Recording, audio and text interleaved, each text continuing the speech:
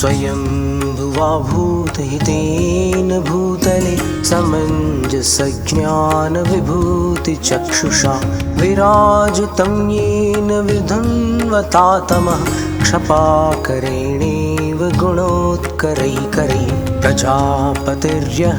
प्रथमं जिजीविषुः शशास कृष्या दिषु कर्मसु प्रजाः प्रबुद्धतत्त्वः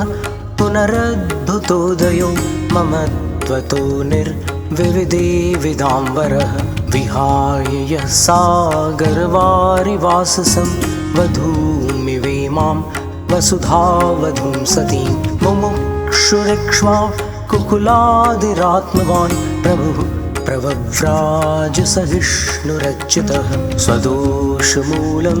स्वसमाधितेजसा निनाय योनिर्दयभस्मसात्क्रियां जगादतत्त्वं जगतीर्थिनेञ्जसा बभूव च ब्रह्मपदामृतेश्वरः स विश्वचक्षुर्वृषभोर्चितः सतां समग्रविद्यात्मवपुर्निरञ्जनः पुनातु चेतो मम नाभिनन्दनो जिनोजितक्षुल्लकवादिशासनः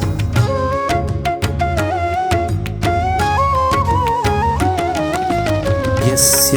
प्रभावात्रिदिवच्युतस्य क्रीडा स्वपिक्षीवमुखारविन्दः अजेयशक्तिर्भुवि बन्धुवर्गश्चकार नामाजित इत्यवन्ध्यम् अद्यापि यस्याजितशासनस्य सतां प्रणेतुः प्रतिमङ्गलार्थं प्रगृह्यते नाम परं पवित्रं स्वसिद्धिकामेन जनेन लोके यः प्रादुरासीत् प्रभुशक्तिभूम्ना भव्याशयालीन कलङ्कशान्ते महामुनिर्मुक्तघनोपदेहो यथारविन्दाभ्युदयाय भास्वान् येन प्रणीतं पृथुधर्मतीर्थं ज्येष्ठं जनाः प्राप्य जयन्ति दुःखम् गाङ्गं रदं चन्दनपङ्कशीतं गजप्रवेका इव घर्मतप्ताः सब्रह्मनिष्ठः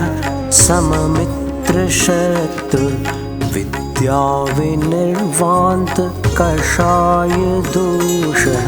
लब्धात्मलक्ष्मी रजितो जितात्मा जिनश्रेयं मे भगवान् विधत्ताम्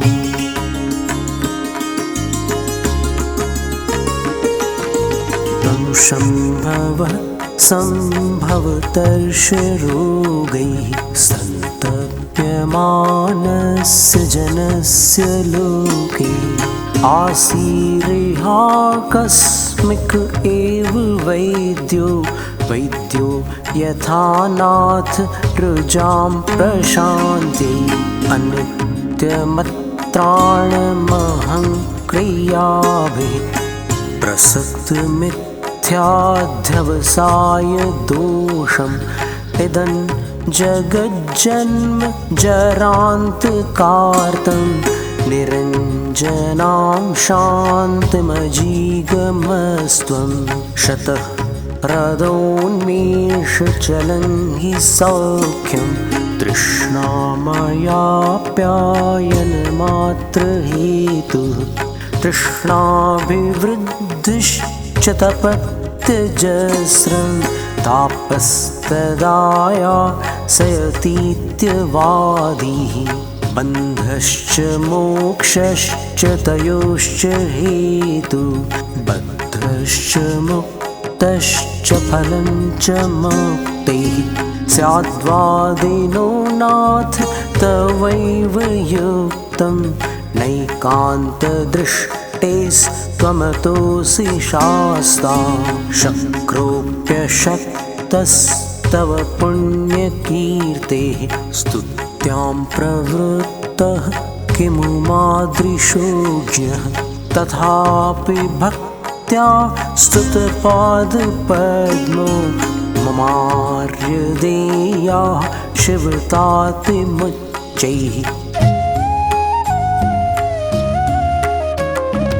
गुणाभिनन्दादभिनन्दनो भवान् दयावधूं शान्तिसखीमशिश्रियत् समाधितन्त्रस्तदुपोपपत्तये द्वयेन नैर्ग्रन्थगुणेन चायुजत् अचेतने तत् कृतबन्धजेऽपि च ममेदमित्याभिनिवेशिकग्रहात् प्रभङ्गुरे स्थावरनिश्चयेन च क्षतं जगत्तत्त्वमजिग्रहद्भवान् क्षुधादिदुःखप्रतिकारतः स्थितिर्न चेन्द्रियार्थप्रभवाल्पसौख्यतः ततो गुणो नास्ति च देहिनो ऋतीदमित्थं भगवान् व्यजिज्ञप जनोति लोलोप्यनुबन्धदोषतो भयादकार्येष्विह न प्रवर्तते इहाप्यमुत्राप्यनुबन्धदोषवित् कथं सुखे संसजतीति चाब्रवीत् स चानुबन्धोऽस्य जनस्य तापकृत् तृषो विवृद्धिः सुखतो न च स्थितिः इति प्रभो लोकहितं यतो मतं ततो भवानेव गतिः सतां मतः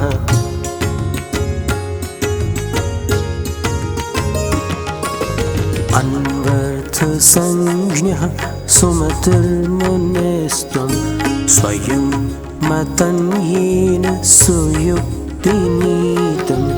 यतश्च शेषेषु मतेषु नास्ति सर्वक्रियाकारकतत्त्वसिद्धिः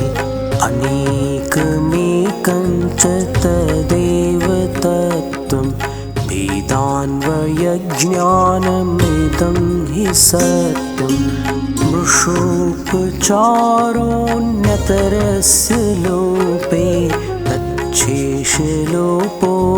तत्तोऽनुपाख्यं सतः कथञ्चित् तदसत्त्वशक्तिः हीनास्ति पुष्पं तरुषु प्रसिद्धं सर्वस्वभावच्युतमप्रमाणं स्ववाग्विरुद्धं तव दृष्टितोऽन्यत् न सर्वथा नित्यमुदेत्य पैति न च क्रियाकारकमत्र युक्तं नैवासतो जन्म सतो न नाशो दीपस्तमः पुद्गलभावतोऽस्ति विधिर्निषेधश्च कथञ्चिदेष्टौ विवक्षया मुख्यगुणव्यवस्था इति प्रणीतिः सुमतेस्तवेयं मतप्रवेकः स्तुवतोऽस्तु नाथ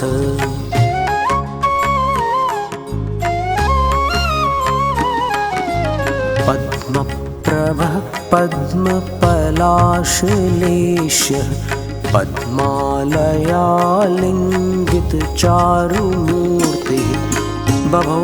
भवान् भव्यपयोरुहाणां पद्माकराणामिव पद्मबन्धुः बभार पद्माञ्च सरस्वतीं च भवान् पुरस्तात् प्रतिमुक्तिलक्ष्म्याः सरस्वतीमेव समग्रशोभां सर्वज्ञलक्ष्मीं ज्वलितां विमुक्तः शरीररश्मिप्रसरः प्रभोस्ते बालार्करश्मिच्छविरालिलेप नरामराकीर्ण सभां प्रभावत् शैलस्य पद्माभमणेः स्वसानुं नभस्थलं पल्लवयन्निवर्तुं सहस्रपत्राम्बुजगर्भचारे पादाम्बुजैः पातितमार्दर्पो भूमौ प्रजानां विजहर्थभूते गुणाम्बुधेर्विप्रुषमप्यजस्रं नाखण्डलस्तोतुमलन्तवर्षे प्रागेव मादिक्यमुतात भक्तिर्मां बालमालापयतीदमित्थम्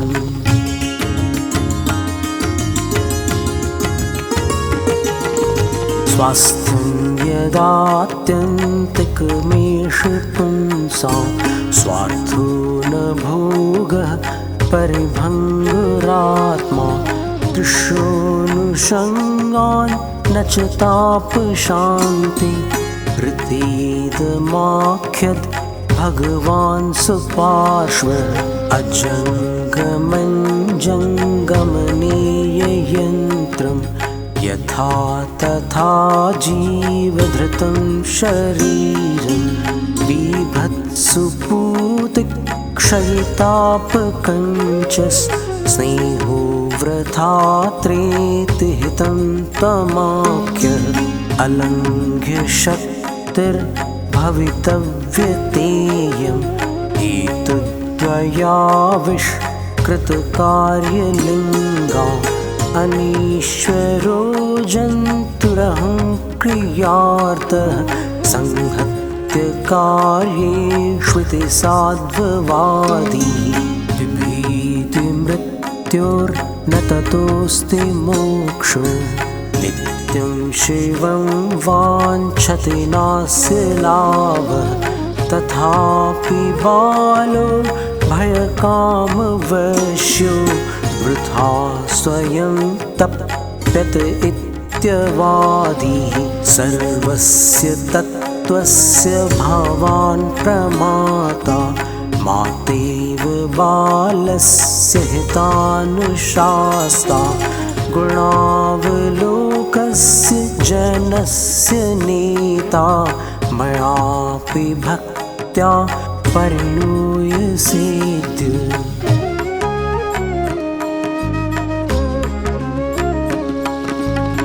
चन्द्रप्रभं चन्द्रमरीचिगौरं चन्द्रं द्वितीयं जगतीव कान्तं वन्देभिवन्द्यं महतामशीन्द्रं जिनं जितस्वान्तकषायबन्धं यस्याङ्गलक्ष्मी परिवेशभिन्नं तमस्तमोरेरिवरश्मिभिन्नं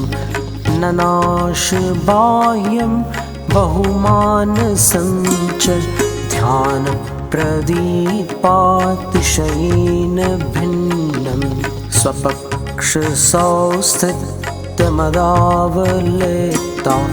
वाक्सिंहनादैर्विमदा बभूवुः प्रवादिनो यस्य मदार्द्रगण्डा गजा यथा केसरिणो निनादैः यः सर्वलोके परमेष्ठितायाः पदं बभूवाद्भुतकर्म तेजा अनन्तधामाक्षरविश्वचक्षुः समन्तदुःखक्षयशासनश्च सचन्द्रमा भव्यकुमुद्वतीनां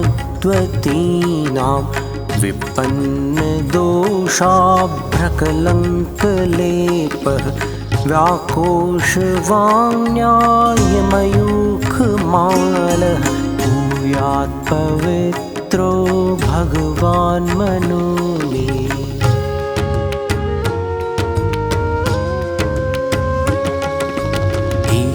एकान्तदृष्टिप्रतिषेधितत्वं प्रमाणसिद्धं तदतत्स्वभावं त्वया प्रणीतं सुविधे स्वधाम्ना नैतत्समालीढपदं त्वदन्यैः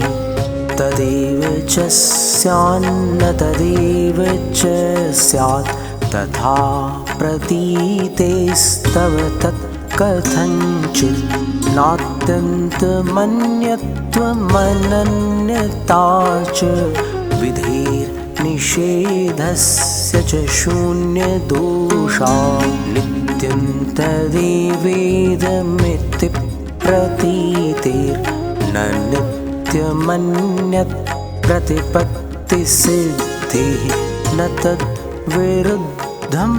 बहिरन्तरङ्ग निमित्तनैमित्तिकयोगतस्ते अनेकमेकं च पदस्य वाच्यं वृक्षापेति प्रत्ययवत् प्रकृत्या आकाङ्क्षिणः स्यादिति वै निपातो गुणानपेक्षे नियमेपवादः गुणप्रधानार्थमेतं हि वाक्यं जिनस्य ते तद्विषतामपथ्यं ततोऽभिवन्द्यं जगदीश्वराणां ममापि साधोस्तव पादपद्मम् न शीतलाश्चन्दनचन्द्ररश्मयो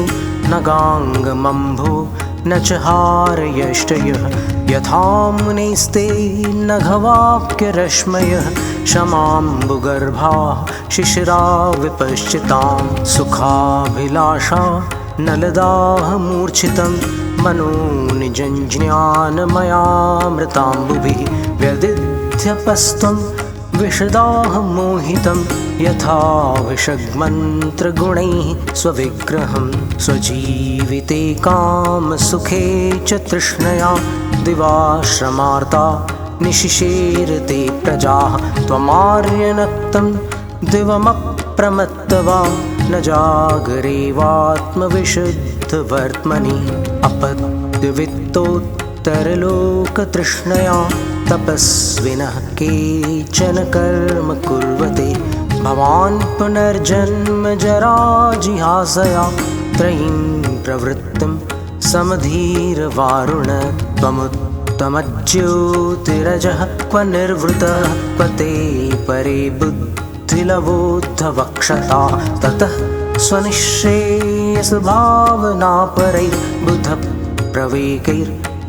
स्वनिःश्रेयसभावनापरैर्बुधप्रवेकैर्जिनशीतलेड्यसे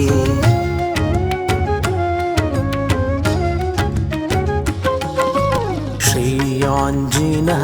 श्रेयसि वर्त्मनीमाः श्रेय प्रजाः शासदजेयवाक्य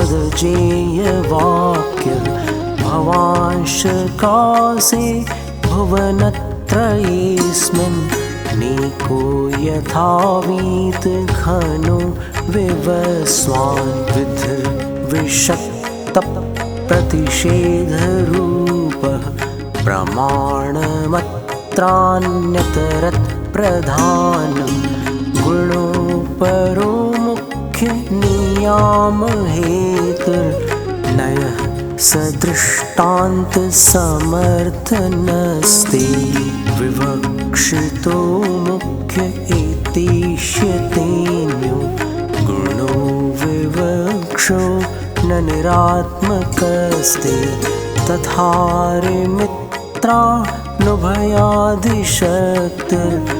तथारिमित्रानुभयादिशक्तिर्भयावधिः कार्यकरं हि वस्तु दृष्टान्तसिद्धावुभयोर्विवादे साध्यं प्रसिद्धिं न तु तादृगस्ति यत्सर्वथैकान्तनियामि दृष्टं त्वदीयदृष्टिर्विभवत्यशेषे एकान्तदृष्टि निषेधसिद्धिर्न्यायेषु भिर्मोहरिपुण्यरस्य असि स्म कैवल्य विभूतिसम्राट् ततस्त्वमर्हन्नसि मे स्तवार्हः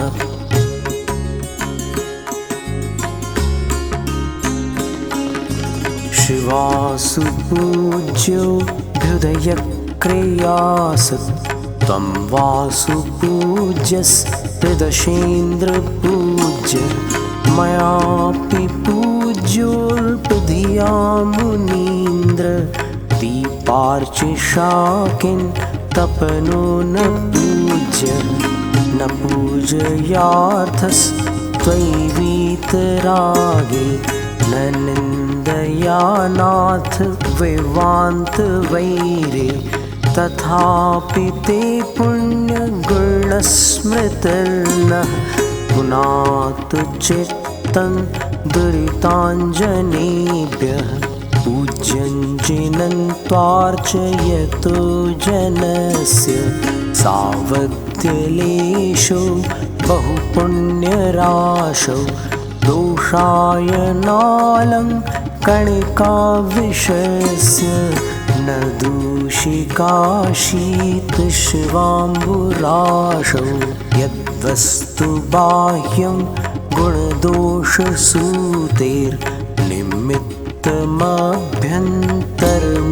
गुणदोषसूतेर्निमित्तमभ्यन्तरमूलहेतुः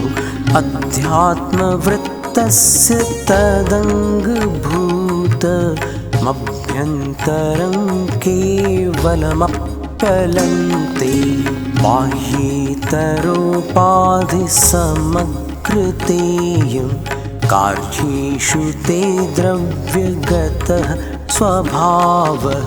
नैवान्यथा मोक्षविधिश्च पुंसां तेनाभिवन्द्यस्त्वमिषद्बुधानाम्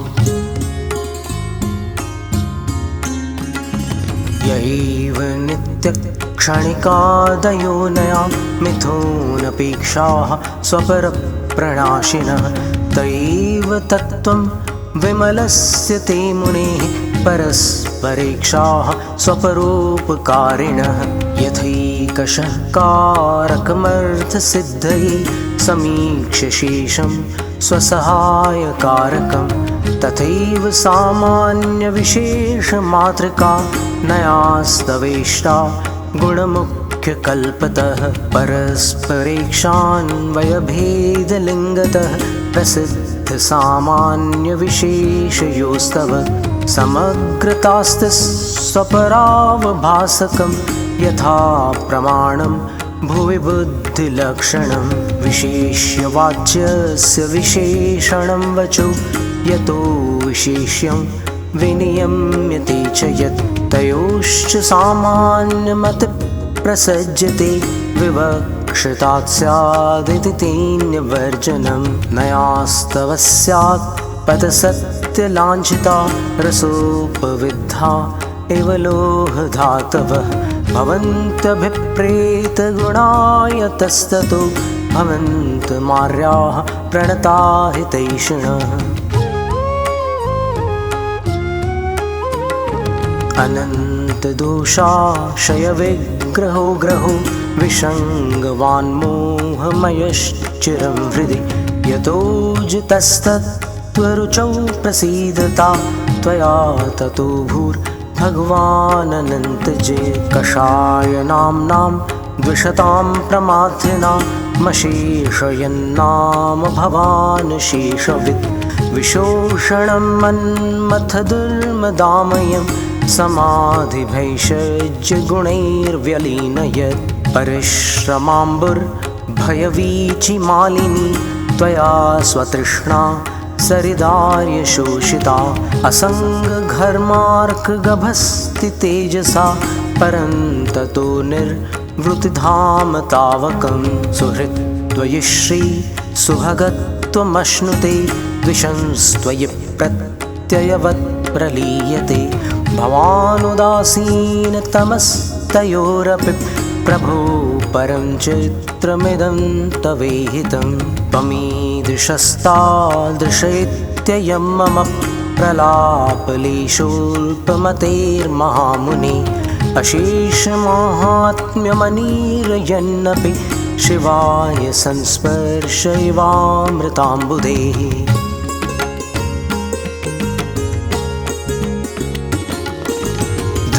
धर्मतीर्थमनघं प्रवर्तयन् धर्मेत्यनुमतः सतां भवान् कर्मकक्षमदहत्तपोऽग्निभिः शर्म शाश्वतमवाप शङ्करः देवमानवनिकाय सप्तमैरेजिषे परिवृतो वृतो बुधैः तारका परिवृतोऽति पुष्कलो व्योमनीव शशलाञ्छनो मलः प्रातिहार्यविभवैः परिष्कृतो देहतोऽपि विरतो भवानभूत् मोक्षमार्गमशिषन्न रामरान् नापि शासनफलैषणातुरः कायवाक्यमनसां प्रवृत्तयो नाभवंस्तव मुनिश्चिकीर्षया नासमीक्ष्य भवतः प्रवृत्तयो धीरतावकमचिन्त्य निहितं मानुषीं प्रकृतिमभ्यतीतवान् देवतास्वपि च देवतायतः तेन नाथ परमासि देवता श्रेयसे जिनवृषः प्रसीदनः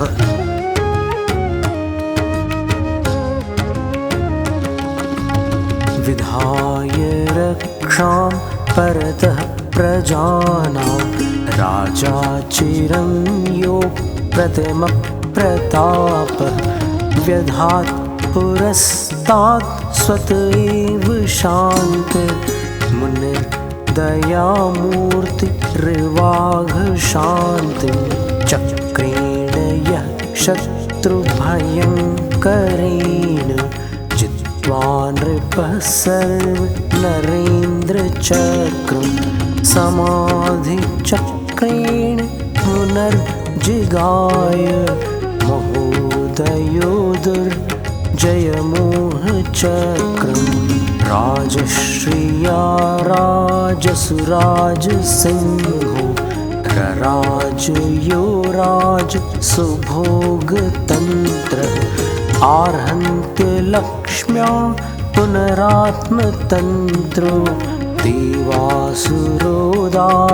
सभैरराज यस्मिन्नभूद्राजनिराजचक्रं मुनौ दयादिधिधर्मचक्रं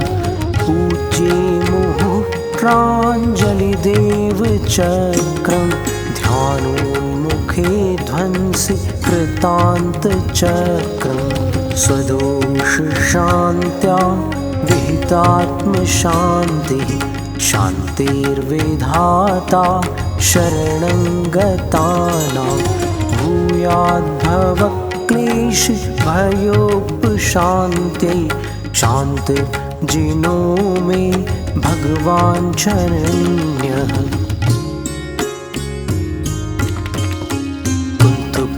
प्रभृत्यखिलसत्त्वदयैकतानः कुन्थुर्जिनो जर्जरामरणोपशान्ति धर्मचक्रमिह वर्तयसि स्म भूत्यै भूत्वा पुरा क्षितिपतीश्वरचक्रपाणिः तृष्णार्चिषः परिदहन्ति न शान्तिरासा मिष्टेन्द्रियार्थविभवैः परिवृद्धिरेव स्थित्यैव कायपरितापहरं निमित्तमित्यात्मवान् विषयसौख्यपराङ्मुखो बाह्यन्तपः परमदुश्चरमाचरन्स्त्व माध्यात्मिकस्य तपसः परिबृंहणार्थं ध्याननिरस्य कलुषद्वयमुत्तरस्मिन् ध्यानद्वये ववृत्तिशेतिशयोपपन्ने भूत्वा स्वकर्मकटुकप्रकृतिश्च तस्रो रत्नतरङ्गमण्डलशोभितौ त्रयातिशयतेजसि जातवीर्यः बभ्राजिषे सकलवेदविधेर्विनेता गभ्रे यथा वियति दीप्तरुचिर्विवस्वान् यस्मान्मुनीन्द्र लोकपितामहाद्या विद्या विभूतिकणिकामपि नाप्नुवन्ति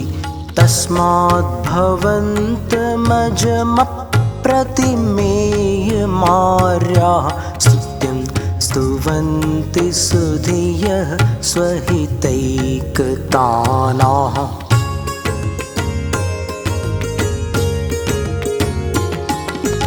गुणस्तोकं सदुल्लङ्घ्य तद्बहुत्वकथास्तुतिः आनन्त्यात्ते गुणा वक्तुमशक्यास्त्वयि सा कथं तथापि ते मुनीन्द्रस्य यतो नामापि कीर्तितं पुनातिपुण्यकीर्तेर्नस्ततो ब्रूयाम किञ्चन। लक्ष्मीविभव सर्वस्वं मुमुक्षोश्चक्रलाञ्छनं साम्राज्यं सार्वभौमन्ते जरतृणमिवाभवत् तव रूपस्य सौन्दर्यं दृष्ट्वा तृप्तिमनापिवान् यक्षः शक्रः सहस्राक्षो बभूव बहुविस्मयः मोहरूपो रिपुः पापः कषायभटसाधनः दृष्टिसम्पदुपेक्षास्त्रैस्त्वया धीरपराजितः कन्दर्पस्योद्धरो दर्पस्तैलोक्यविजयार्जितः प्रेपयामास तं धीरे त्वयि प्रतिहतोदयः आयत्याञ्च तदा त्वे च दुःखयोनिर्दुरुत्तरा तृष्णा नदी त्वयोत्तीर्णा विद्या नावाविविक्तया अन्तकः क्रन्दकोणॄणां जन्मज्वरसखः सदा त्वामन्तकान्तकं प्राप्य व्यावृत्तः कामकारतः भूषावेशायुधत्यागी विद्यादमदया परं रूपमेव तवाचष्टे धीरदोषविनिग्रहं समन्ततोङ्गभासान्ते परिवेशेन भूयसा तमोवायमपाकीर्ण मध्यात्मन्ध्यानतेजसा सर्वज्ञज्योतिषोद्भूतस्तावको महिमोदयः कं न कुर्यात् प्रणम्यन्ते सत्तन्नाथ सचेतनं तव वागमृतं श्रीमत् सर्वभाषास्वभावकं प्रीणयत्यमृतं यद्वत् प्राणिनो व्यापि संसदि अनेकान्तात्मदृष्टिस्ते सती शून्यो विपर्ययः ततः सर्वं मृषोक्तं स्यात् तदयुक्तं सघाततः ये परस्खलितोन्निद्राः स्वदोषे विनिमीलिनः तपस्विनस्ते किं कुर्युरपात्रं तन्मतश्रियः ते तं स्वघातिनं दोषं शमीकर्तुमनीश्वराः त्वद्विषः स्वहनो बालास्तत्त्वा वक्तव्यतां श्रुताः सदेकनित्यवक्तव्यास्तद्विपक्षाश्च येनयाः सर्वथेति प्रदुष्यन्ति पुष्यन्ति स्यादितीहते सर्वथा नियमत्यागी यथा दृष्टमपेक्षकः स्याच्छब्दस्तावके न्याये नान्येषामात्मविद्विषाम् अनेकान्तोऽप्यनेकान्तः प्रमाणनयसाधनः अनेकान्तः प्रमाणात्ते तदेकान्तोऽर्पितान्मयात् इति निरुपमयुक्तशासनः प्रियहितयोगगुणानुशासनः अर्जुनदमतीर्थनायकस्त्वमिव सतां प्रतिबोधनायकः मतिगुणविभवानुरूपतस्त्वयि वरदागमदृष्टिरूपतः गुणकृशमपि किञ्चनोदितं मम भवदाद्दुरितासनोदितम्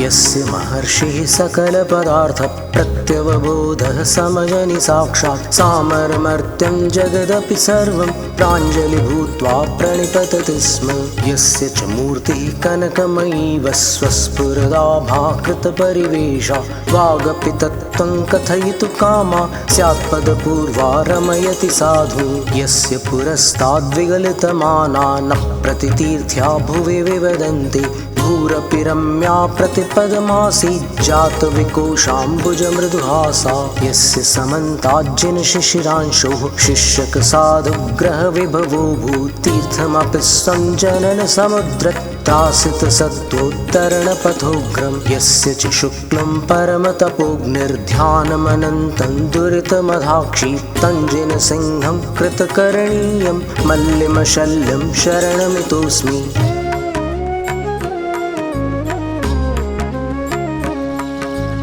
अधिगतमुनिसुव्रतस्थितिर्मुनिवृषभो मुनिसुव्रतो नगः मुनिपरिषदनिर्बभौ भवा नुडुपरिषत्परिवीतसोमवत् परिणतशिखिकण्ठरागया कृतमदनिग्रहविग्रहाभया तव जिनतपसः प्रसूतया ग्रहपरिवेशरुचेव शोभितं शशिरुचिशुचिशुक्ललोहितं सुरभितरं विरजो निजं वपो तव शिवमतिविस्मयं यते यदपि च वाङ्मनसीयमीहितं स्थितिजनननिरोधलक्षणं चरमचरं च जगत्प्रतिक्षणम् इति जिनसकलज्ञलाञ्छनं वचनमिदं वदतां वरस्य ते दुरितमलकलङ्कमष्टकं निरुपमयोगबलेन निर्दहन् अभवद भवसौख्यवान् भवान् भवतु ममापि भवोपशान्तये।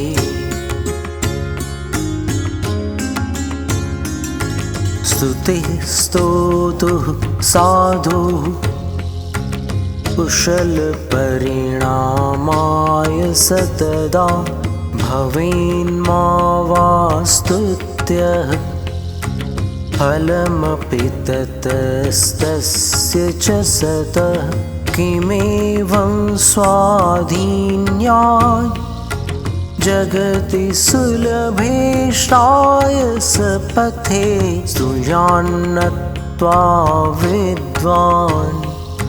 सततमभिपूज्यन्नमिजिनं त्वया धीमन् ब्रह्म प्रणिधिमनसा जन्मनिगलं समूलं निर्भिन्नम् त्वमसि विदुषां मोक्षपदवी त्वयि ज्ञानज्योतिर्विभवकिरणैर्भाति भगवन् न भुवन् खद्योता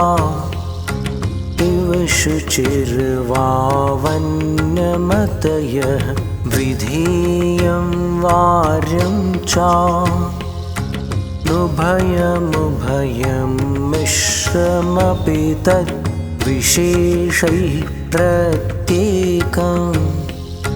नियमविषयैश्चापरिमितैः सदान्योन्यापेक्षैः सकलभुवनज्येष्ठगुरुणा तया गीतं तत्त्वम् बहुनयविवक्षेतरवशात् अहिंसा भूतानां जगति विदितं ब्रह्म परमं न सा तत्रारम्भोऽस्त्यणुरपि च यत्राश्रमविधौ ततस्तत्सिद्ध्यर्थम् परमकरुणो ग्रन्थमुभयं भवानेवात्याक्षी न च विकृतवेषोपधिरत वपुर्भूषावेशं व्यवधिरहितं शान्तकरणं यतस्ते सञ्चष्टे स्मरशरविषातङ्कविजयं विना भीमैः शस्त्रैः हृदयामर्षविलयं ततस्तन्निर्मोहः शरणमसिनः शान्तिनिलयः।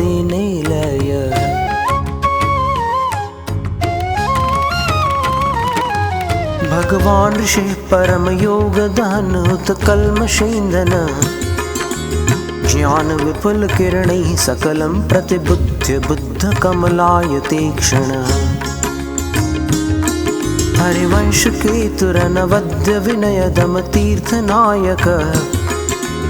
शीलजलधिरबभो विभवस्त्वमरिष्टनेमिजिनकुञ्जरोजर। त्रिदशेन्द्रमौलिमणिरत्नकिरणविसरूपचुम्बितं पादयुगलममलं भवतो विकसत्कुशेषदलारुणोदरम्। नखचन्द्ररश्मिकवचातिरुचिरशिखराङ्गुलिस्थलम् स्वार्थनियतमनसः सुधियः प्रणमन्ति मन्त्रमुखरामहर्षयः। द्युतिमद्रथाङ्गरविबिम्बकिरणजटिलांशुमण्डलः नीलजलदजलराशिवपुः सह बन्धुभिर्गरुडकेतुरीश्वरः। फलभृच्छते स्वजनभक्तिमुदितहृदयौ धर्मविनयरसिकौ सुतरां चरणारविन्दयुगलं प्रणीमतु। ककुदम्बुवः खचरयोषितशतशिखरैरलङ्कृतः मेघपटलपरिवीततटस्तव लक्षणानि लिखितानि वज्रिणा। वहतीति तीर्थमिषभिश्च सततमभिगम्यतेद्य च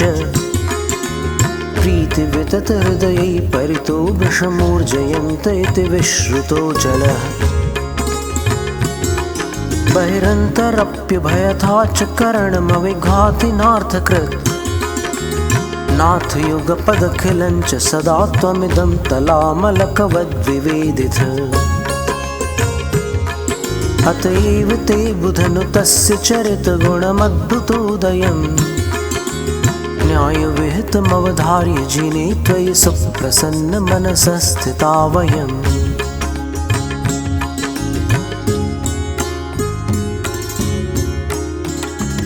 तमालनीलैः सधनुस्तडिद्गुणैः प्रकीर्णभीमा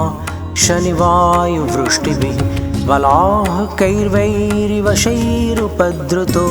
महामनायो न चचालयोगतः। बृहत्फणामण्डलमण्डपेनयन् स्फुरत्तडित्पिङ्गरुचोपसर्गिणं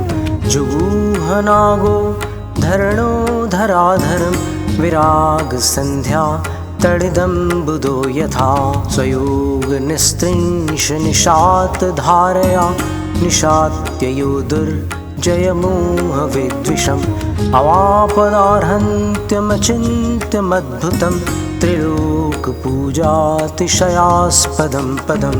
यमीश्वरं वीक्ष्य विधूतकल्मषं तपोधनास्तेऽपि तथा बुभूषवः। वनौकसः स्वशमवन्ध्यबुद्धयः शमोपदेशं शरणं प्रपेदिरे। ससत्यविद्या तपसां प्रणायकः समग्रधीरुग्रकुलाम्बरांशुमान् मया सदा पार्श्वजिनः प्रणम्यते विलीनमिथ्या पथदृष्टिविभ्रमः।